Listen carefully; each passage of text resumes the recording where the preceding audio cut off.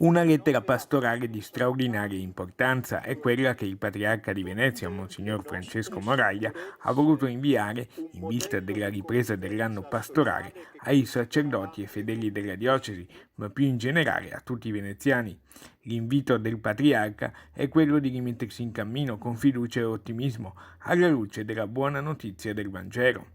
La raccomandazione ai parroci è quella di mettere a disposizione dove possibile e se richiesto anche i locali del patronato, spazi a disposizione della parrocchia e perfino le chiese per favorire una ripresa dell'attività scolastica.